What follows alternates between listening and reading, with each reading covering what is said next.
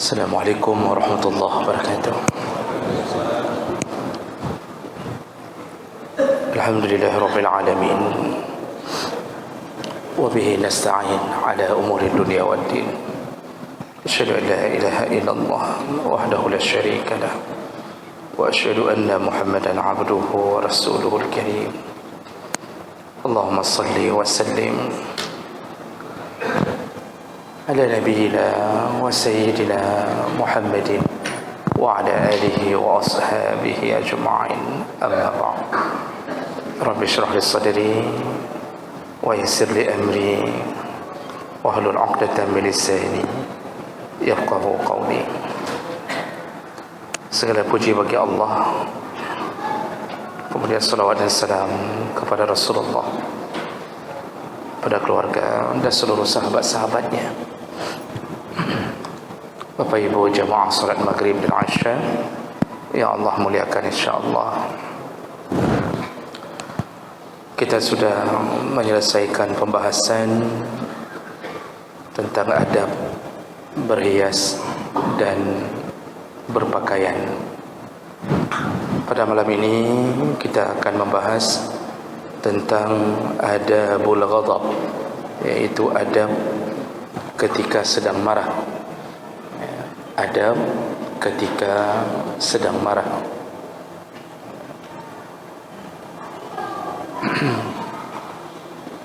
Marah atau ghadab itu bahagian yang tidak bisa lepas daripada manusia.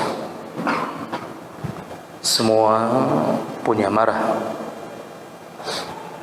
Allah pun marah, malaikat pun marah, para nabi pun bisa marah. Umat-umat nabi maka otomatis tidak bisa lepas daripada kemarahan. Jadi marah ini menjadi fitrah dalam diri manusia. Dan ini tidak ada seorang pun yang mampu menahan kemarahan apabila telah tiba untuk dikeluarkan. Namun manusia diberi oleh Allah ilmu untuk mengatur marahnya. Jadi marah itu tidak bisa hilang, namun bisa diatur, bisa diposisikan di tempat yang baik dan di tempat yang buruk. Jadi kalau ada orang yang mengaku tidak ada rasa marah, itu pasti tidak benar. Jadi kadang-kadang kita mendengarkan ada orang yang mengatakan si fulan hantu bengih, misalnya. Kalau ada yang mengatakan si fulan tidak pernah marah, itu tidak benar. Marah itu tetap ada. Namun ada orang yang mampu mengatur dengan baik, ada orang yang tidak mampu mengaturnya. Jadi ada marah yang dikeluarkan dalam keadaan tidak terkontrol, ada marah yang dikeluarkan dengan cara-cara yang baik. Jadi semua ada marah. Nabi Muhammad sallallahu alaihi wasallam, bahkan Allah menggambarkan bahwa Rasulullah itu walladzina ma'ahu, dan sahabat-sahabat yang bersama Nabi, asyidda 'alal kuffar ruhama bainahum. Rasulullah dengan sahabat kalau berhadapan dengan orang kafir, maka mereka sikapnya asyidda, jadi tegas. Kalau diiringi dengan kemarahan, betul-betul mereka marah terhadap kekafiran. Tapi ruhama bainahum, tapi kalau sudah berhadapan dengan sesama mukmin, maka timbul sifat rahim, timbul sifat kasih sayang. Seharusnya begitu kita bersikap. dengan orang kafir kita asyidda, tegas. Dengan sesama mukmin kita berkasih sayang. Sayangnya hari ini terbalik. Dengan orang kafir kita berkasih sayang, dengan sesama mukmin begitu tegasnya. Bahkan yang lebih disayangkan dengan sesama jamaah salat, dia sangat tegas, marah cepat, benci cepat, bermusuhan cepat. Jadi bahkan ada yang memisah-misahkan diri, bahwa masjid ini bukan masjid kita, masjid sana itu masjid kita, atau kebalikannya. Bahkan ada bahasa marah, nyan masjidnya kenurun katanya. Jadi bukan orang kita. Itu kalau didengarkan oleh Nabi sallallahu alaihi wasallam, pasti Nabi sangat marah dengan keadaan kita hari ini. Begitu bencinya kita kepada sesama mukmin hanya gara-gara urusan khilafiyah, urusan perbedaan pandangan. Tapi dengan orang kafir berpegangan tangan, dengan cinta, dengan ramah, dengan lembut. Begitu keadaan. Makanya Nabi dan sahabat punya rasa marah, tapi dilampiaskan kepada orang-orang yang layak untuk dijadikan objek marah. Jadi intinya dulu bahwa marah itu adalah hal yang tabi'i, amrun tabi'i, fitrah kita, semua ada, tergantung dengan kapasitas ilmu dan iman seseorang dalam mengatur amarah. Baik, kalau begitu yang hendaknya kita pelajari adalah bagaimana kita beradab ketika marah itu muncul. Adab yang pertama, alla yaghdhiba illa lillah. Janganlah engkau marah, atau janganlah seseorang marah kecuali marahnya karena Allah. Jadi silahkan marah, tapi karena Allah. Silahkan benci juga karena Allah. Apa yang dimaksud di sini? Yaitu marah yang berpahala. Jadi kapan marah itu berpahala? Ketika kita marah di saat yang kita bela adalah agama. Jadi yang kita marah kepada seseorang di saat dia melecehkan, menghinakan agama, marahnya kita itu berpahala. Ya, bengih merempuk pahala angkanya. Jadi kita lakukan karena Allah, tentu berdasarkan tuntunan syariat Allah. Di masa sahabat radhiyallahu anhu ada riwayat bahwa kalau saya tidak salah Ibnu Abbas, kalau saya tidak salah hadisnya itu, jadi melihat salah seorang bermain batu, seperti bermain kelereng tapi dengan batu. Dia geti, dia geti batu, kayak anak-anak main pistol-pistolan kecil itu kalau sekarang. Jadi ditegur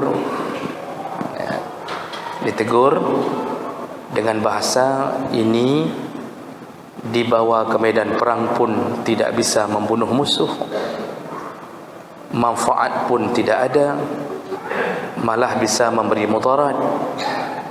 Jadi kalau bermain dengan anak batu digedi-gedi begitu, itu bisa terkena mata orang. Begitu nasihatnya. Rupanya orang yang dinasihati ini tidak mau taat, Maka langsung yang memberi nasihat, kalau saya enggak salah Ibnu Abbas, nanti coba lihat kembali hadisnya, dia mengatakan, demi Allah, kalau engkau dia katakan lebih awal, ini yang dilarang oleh Nabi SAW, karena diremehkan. Jadi waktu disebut ini yang dilarang oleh Nabi, diremehkan oleh orang ini, maka marahlah yang memberi nasihat, lalu mengatakan, demi Allah, aku tidak akan berbicara denganmu setelah ini. Jadi betul-betul tidak mau bicara lagi, Pak. Jadi dia marah betul, karena orang ini ketika dinasihati dengan mengatakan bahwa ini dilarang oleh Nabi, bermain yang mudarat ini, dia remehkan. Marahnya orang itu karena Nabi diremehkan oleh dia. Jadi sahabat dulu urusan-urusan kecil, kalau melawan perintah Nabi mereka marah, dan itu dia tidak bicara betul. Lalu ada yang bertanya, jadi boleh tidak kita tidak bicara dengan orang yang kita marah untuknya karena dia meremehkan agama? Jawabannya boleh. Dan itu tidak disebut memutus silaturahim, itu disebut dengan tahzir, yaitu memberi efek jera. Sama seperti posisi suami ketika memberi pelajaran kepada isteri. Jadi al-hajar, fahjuruhunna, disuruh hajar. Jadi kita ini beda antara memutuskan silaturahim dengan menghajar. Kalau sengaja tidak bicara dengan sesama muslim 3 hari, sengaja tanpa ada sebab urusan-urusan meremehkan agama, itu tidak dibolehkan. Tetapi ketika memberi efek jera sehingga kita memilih untuk tidak bicara dengannya, itu tidak masalah. Maka suami ketika mendiamkan istri yang nusyud, kalau ada istri nusyud misal, suami mendiamkan, tidak mau bicara bahkan lebih daripada 3 hari, sudah 2 minggu suami enggak mau bicara, untuk memberi efek jera pada istri. Apakah berdosa? Tidak, sampai dia sadar bahwa suaminya marah. Itu disebut al-hajar, dibolehkan. Suami marah karena istri pakai baju ketat, itu kan marah karena agama. Lalu suami mengatakan, hangkupkah balik engkau, saya tidak akan bicara lagi dengan kamu sampai kamu taubat. Jadi sudah 2 minggu suami enggak bicara. Yang jadi masalah adalah bukan istri yang jerah, suami yang jerah. Itu yang jadi masalah. Istri santai aja dia nonton sinetron, dia pagi malam dia nonton sinetron hidayah, pagi dia nonton sinetron azab. Jadi malam dapat hidayah, pagi kena azab. Anak pergi tapu pokoknya, dia penting peng belanja jalan, anak berapa kakak kena berapa, enggak bicara pun enggak ada masalah. Suami yang jerah, 2 minggu enggak bicara, kan suami jerah. Jadi kambing-kambing sudah cantik di matanya. Jadi memang susah juga. Dan begitu keadilan Allah Subhanahu wa taala. Jadi marah pada urusan agama itu berpahala. Jadi marahnya suami pada istri yang nusyud berpahala. Marahnya istri pada suami yang bermaksiat, tidak mau salat, istri marah, itu berpahala. Marahnya kita pada anak yang tidak mau salat subuh, lalu kita tembak dengan pistol air, sengaja WBDI kita beli pistol air, kita tembak dia waktu subuh. Enggak mau bangun juga, kita ambil budi angin dengan pistol air, enggak mempan, udah dengan pistol angin lah ceritanya. Enggak mempan juga, pakai AK-46, jangan 47 dulu. Marah kita pukul anak kita enggak mau salat subuh, berdosakah kita? Tidak. Bahkan Nabi yang menyuruh, pukullah wadribuhum iza balagha 10 sinin, pukullah anakmu kalau sudah 10 tahun tidak mau salat, pukul, kata Rasulullah. Jadi semua marah ketika agama dilecehkan, agama dihina, itu marah yang berpahala. Namun dalam urusan melampiaskan marah ini, itu juga harus ada ilmu. Kalau mau mukul anak, jangan terus-terusan dipukul tanpa ada selingan kasih sayang, karena lama-lama menimbulkan dendam. Jadi pagi pukul waktu subuh, lalu dia bangun, walaupun dia bangunnya dalam keadaan megerom, dalam keadaan cemberut karena tadi kena hantam sama bapaknya, pulang itu jangan terus-terusan kita pukul terus-terusan. Jadi sebelum salat subuh kita pukul, pulang salat subuh kita tambah lagi, kita ikat di dinding, lalu kita siram dengan madu, kita ambil semut, kita taruh di badannya, lalu kita bakar. Pertalite mahal. Kalau terus-terusan menimbulkan dendam, jadi harus ada selingan kasih sayang. Pukul pagi, malam traktir. Pukul dia enggak mau baca Quran, kalau dia sudah hafal Quran, sudah mau jalan, maka sayangilah dia, sehingga dia tidak merasa bahwa dia sedang dibenci, tapi dia sedang dididik. Begitu juga dengan istri, kalau sudah taubat, maka sayangilah kembali. Jadi baik bengih haju-haju, ini juga akan menimbulkan perkara yang baru. Maka Bapak Ibu yang Allah muliakan, marahnya seseorang demi mempertahankan agama itu adalah marah yang baik. Makanya kadang-kadang butuh marah. Kalau enggak marah, maka susah berjihad. Agama dihina, kita disuruh berjihad membela agama, kita enggak ada marahnya, susah untuk jihad itu kalau enggak ada marahnya. Maka semua pasukan muslim ketika mulai berhadapan dengan kafir itu marah, tapi marahnya kepada kekafiran. Jadi marah sekali kepada kekafiran orang-orang yang tidak bersyukur kepada Allah setelah diberi makan oleh Allah, diberi minum, dihidupkan semua makhluk untuknya, tapi dia tidak mengakui Allah sebagai Tuhannya. Dan ini dibolehkan untuk marah dalam semua urusan. Kita dengan sesama muslim pun, kalau agama dihina, kita boleh marah. Boleh marah.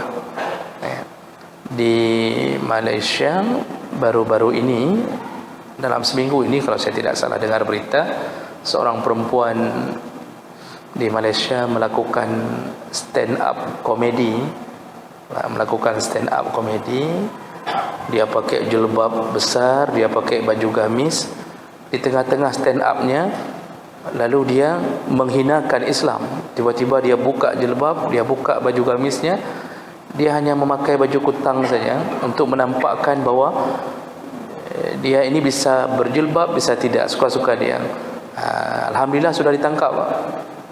Sudah ditangkap. Ini baru-baru ditangkap ini. Jadi menghinakan agama. Jadi kalau kita temukan yang begini, tidak mengapa. Namun sayangnya, kadang-kadang yang ahli-ahli maksiat tak ada yang marah. Itu yang sayang. Tapi kalau ke masjid cepat orang marah. Jadi hanya gara-gara hana kunut, udah bengi. Gara-gara urusan kunut orang bisa marah. Tapi kepada pemain judi yang tidak salat, ke orang kunut dan tidak kunut bisa bermasalah. Orang yang enggak salat, jangankan kunut, sembahyang subuh hana, enggak ada yang marah, Pak. Enggak ada yang marah, enggak ada yang wait kejar-kejar orang enggak salat subuh. Saya enggak melihat ada orang yang dikejar di pasar Impres yang waktu subuh kita salat, tapi di sana turunkan barang, enggak ada yang salat. Hana so bengek. Tapi begitu ada tempat yang berbeda pandangan, bengek. Kan aneh. Makanya ke ahli maksiat kita seharusnya marah. Pemimpin itu harus menancapkan marahnya pada pelaku maksiat. Itu warung-warung remang-remang lokalisasi di Lok Semawe, itu pemimpin harus marah, kan? Kalau tidak, tunggu Allah marah.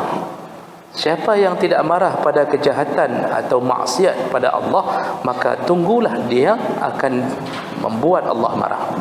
Kalau Allah sudah marah, maka yang terkena azab adalah orang-orang yang bermaksiat dan orang-orang yang membiarkan maksiat itu. Jadi kalau ditenggelamkan, ya satu semua ya, ditenggelamkan semua oleh Allah. Apa salah kita? Salah kita membiarkan orang bermaksiat dan kita tidak marah. Ya. Cuma kita hari ini Bapak Ibu sudah sampai pada level selemah-lemahnya iman.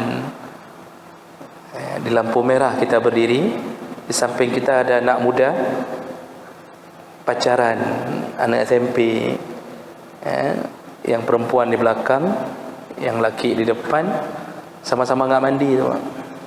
Anai mano, yang dua anai mano. Pacaran, peluk-pelukan, kita mau marah pun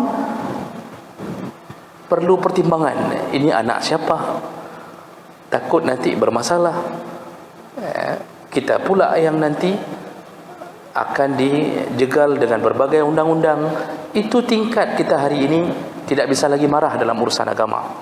Benar kata Nabi SAW, kiamat akan segera tiba ketika orang berzina terang-terangan di samping jalan. Lalu ada orang alim, orang saleh melewati orang berzina itu dan dia mengatakan, kalau mau berzina jangan di sini, di balik tembok sana. Jadi kalau bahasa kita menyokena Medina baino. Kedih kerja rumah roh ke.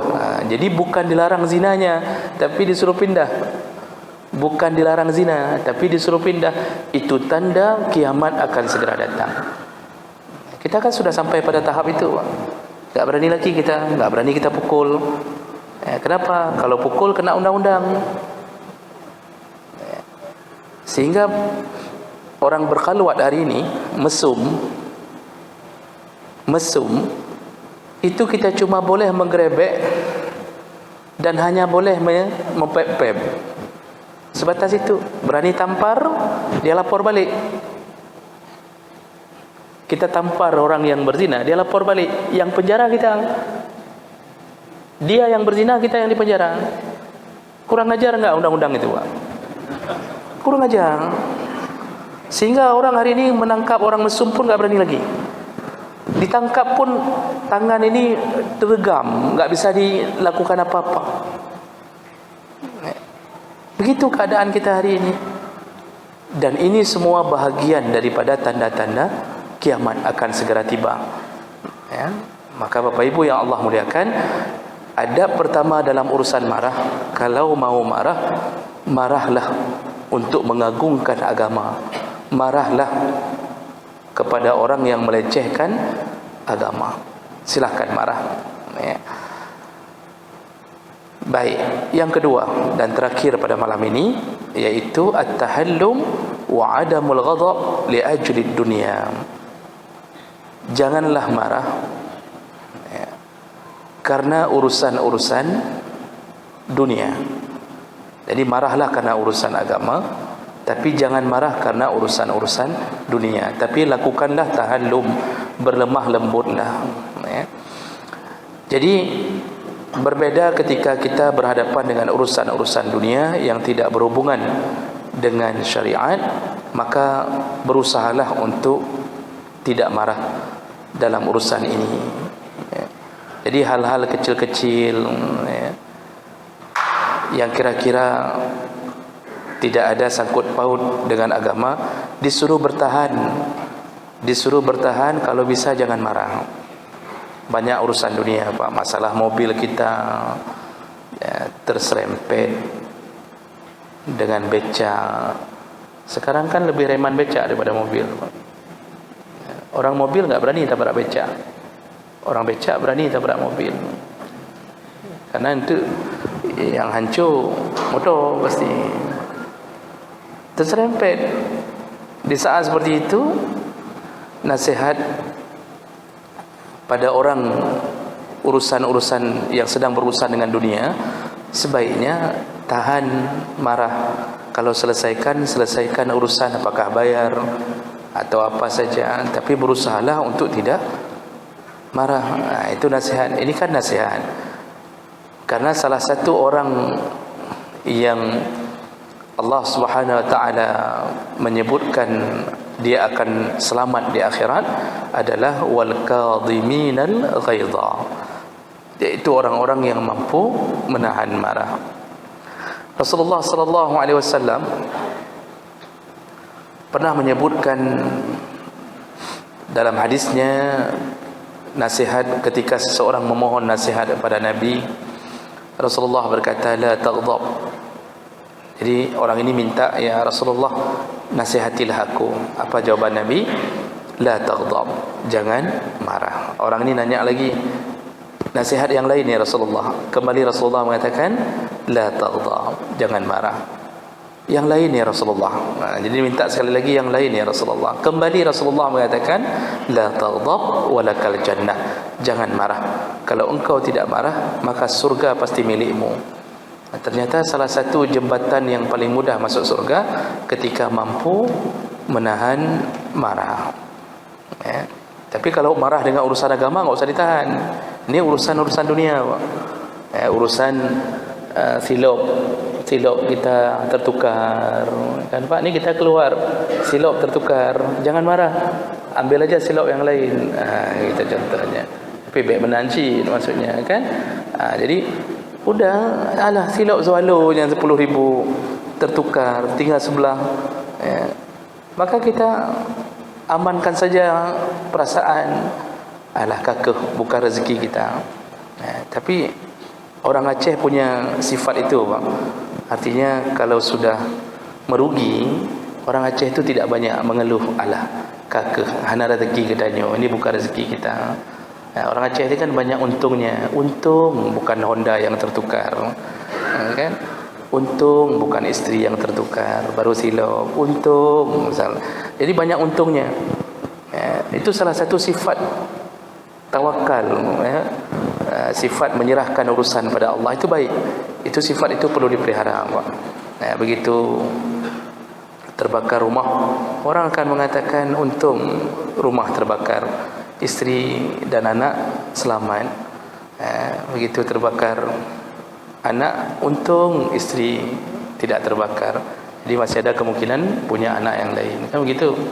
Begitu istri terbakar, untung istri terbakar, sudah lama saya ingin kahwin lagi, tak sempat-sempat. Itu dah lain cerita, ya Pak. Jadi banyak untungnya kagak. Yang sifat itu bagus, tapi pada tempatnya. Makanya urusan dunia tahan-tahanlah marah. Tahan-tahanlah marah. Baju mungkin agak begini sedikit, tiba-tiba koyak begini, macam-macam urusan dunia. Jam tangan masuk hujan berhenti jarumnya, maka tahan-tahanlah marah. Karena ada orang, Pak, tipenya tipe memang bingkeng. Bingkeng itu kan level di atas marah, Pak. Jadi bingkeng itu apa bahasa Indonesianya, apa bingkeng? Temperamental, Pak. Jadi bingkeng tahan. Sedikit masalah itu gehambur, apa yang nak gehambur. Di rumah salah masak, isteri salah masak saja, itu semua kuah-kuah dengan meja-meja gebet mandum, bak getipek, bak plafon mandum, ya.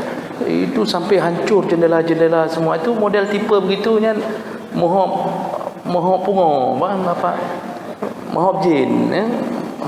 Jadi ini hal-hal begini itu hati-hati, kemungkinan kita ini sedang disusupi oleh syaitan. Karena syaitan selalu menghembuskan kemarahan. Nah, kenapa Nabi mengatakan jangan marah? Jangan marah, jangan marah.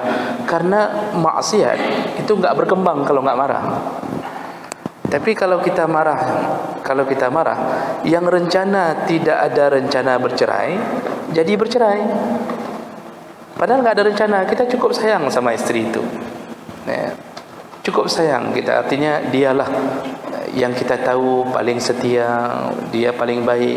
Tapi ketika tidak mampu mengawal marah, akhirnya dalam kemarahan itu kita jatuhkan talak. Padahal kita tadi enggak ada rencana, tapi karena bengih dan dadala. Setelah itu menyesal, kita talak misalnya, menyesal setelah itu, apalagi sampai kita langsung talak 3. Karena dalam pandangan jumhur ulama, 4 mazhab mengatakan kalau talak 3 dijatuhkan sekaligus, jatuh talak 3. Jatuh talak 3 dalam pandangan 4 mazhab. Walaupun nanti ada sekelompok ulama yang mengatakan tidak jatuh, harus berurutan. Kalau belum pernah talak, jatuhnya ke 1 dulu. Tapi 4 mazhab mengatakan jatuh. Dan mazhab Syafi'i juga sama. Jadi gara-gara marah, nggak ada rencana bercerai, tapi gara-gara marah kita ceraikan. Dan karena muhabbat, kita ceraikan 3 langsung, dengan menyebutkan bilangan atau kita menyebutkan berulang. Dengan sengaja kita ulang 3 kali, jatuh walaupun marah. Oh, ada orang yang mengatakan apa mungkin jatuh talak dalam keadaan marah? Dalam kitab fikih, marah itu tetap jatuh talak. Yang tidak jatuh kalau marahnya marah sampai hilang akal, itu baru tidak jatuh. Jadi dia enggak sadar lagi apa yang dia ucapkan, ada hakai, seperti orang kesurupan. Tapi kalau model marah biasa, marah mohon tu, tapi kita sadar waktu kita talak itu, walaupun marah itu jatuh. Dan mana mungkin orang menjatuhkan talak dalam keadaan tidak marah? Kan berawal dari marah, apa? Mana mungkin di saat sedang bersayang-sayang, sedang minum jus berdua, 1 pipet berdua, suami minum sekali, lalu kasih istrinya. Waktu istrinya minum, suaminya mengatakan, kamu kuceraikan. Nak tahu menjadi anaknya apa? Dengan ni minum berdua, lalu diucapkan dengan lembut, kamu kuceraikan ya adik. Anak kejadiannya pasti marah. Makanya salah kalau ada orang yang mengatakan hanara dalek menyebengihkan. Coba baca kembali kitab fikih, marah yang hilang akal yang tidak jatuh. Kalau marah biasa tetap jatuh. Maka gara-gara marah hancurlah hidup kita. Isteri kita harus mencari orang buta, Cina lagi, Cina budak maksudnya, harus minta Cina budak ini baru kahwin, macam-macam nanti. Kita sudah sesali itu gara-gara marah. Yang enggak ada rencana kita pukul anak, enggak ada rencana kita bunuh dia, gara-gara marah kita bunuh. Setelah itu kita sesali. Makanya Rasulullah mengatakan jangan marah, berusahalah jangan marah, engkau akan masuk surga. Jadi Bapak Ibu yang Allah muliakan,